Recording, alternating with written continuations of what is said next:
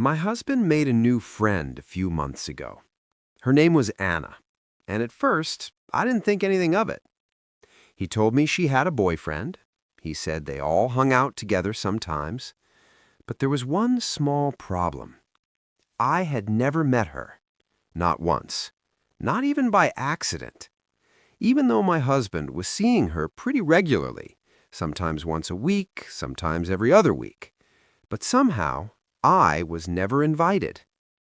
He would go hang out with Anna, sometimes with her boyfriend, but I never met either of them. Every time I asked about it, he'd say something like, "Oh yeah, we should all meet sometime." But that sometime never happened. At first, I told myself I was overthinking it. But then little things started happening, things that didn't sit right with me.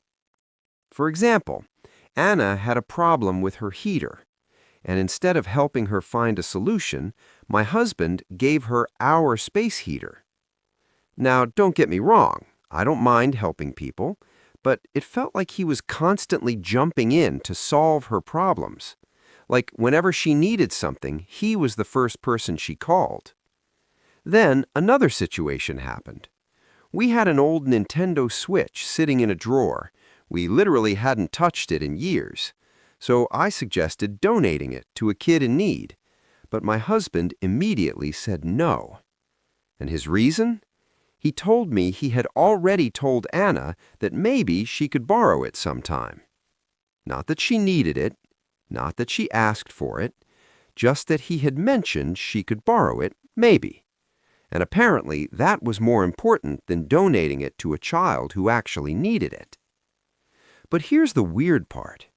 He had promised a close friend of mine that she could have our old Xbox for Christmas, a guaranteed gift.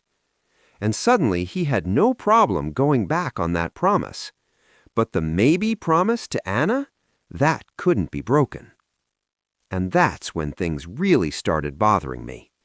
Because it wasn't just the stuff he was giving her. It was the way he treated her. Every time we had an argument, he would storm out of the house. And where would he go? Anna's place.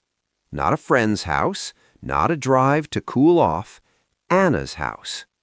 And he wouldn't come back for hours. No texts, no calls, nothing.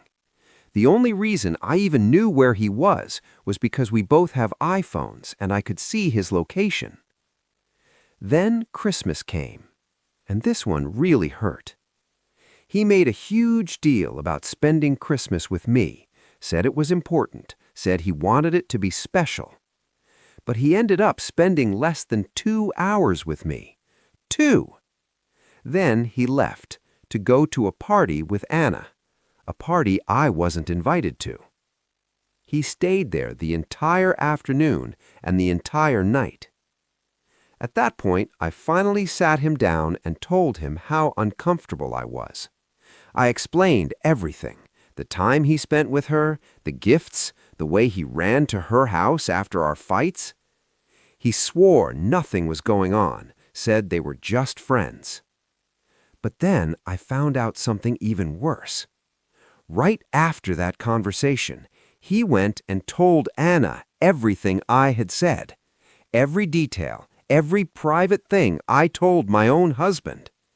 And when I confronted him about that, his response was, "Well, she's my friend. Of course I told her." So he wouldn't tell me what they talked about, but he had no problem telling her about our private conversations. And that's when I really started feeling like something wasn't right.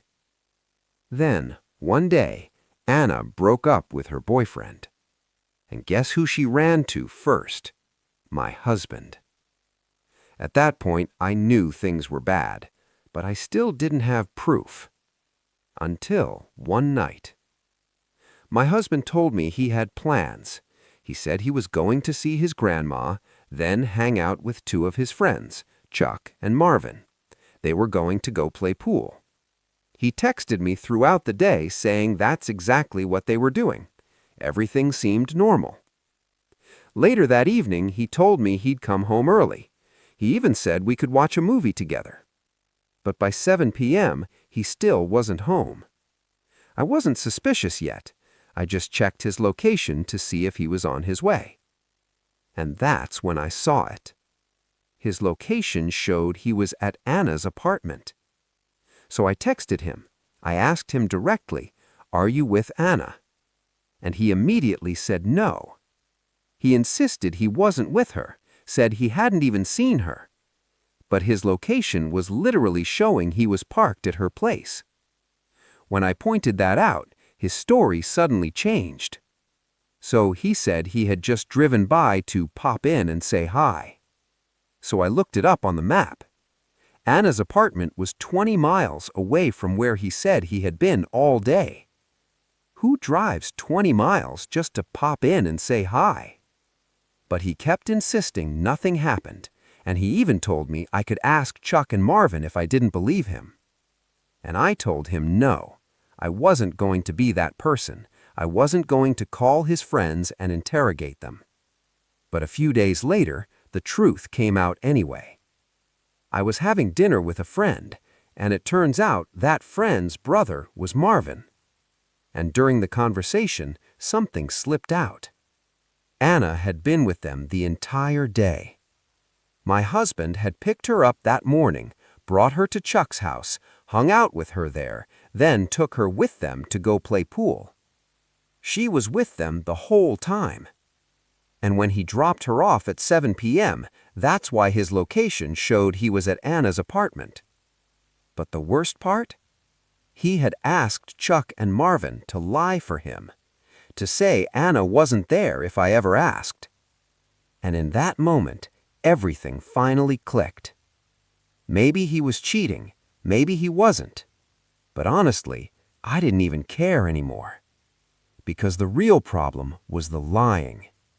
He lied to me again, looked me in the eyes, and lied. And he'd done it so many times before. And at that point, I realized something. You can't build a life with someone you don't trust. And if trust is gone, there's nothing left. So I made my decision. I'm filing for divorce. He doesn't know that I know yet, and I'm keeping it that way until I get everything in order. But one thing is certain. That was the last time he will ever lie to my face.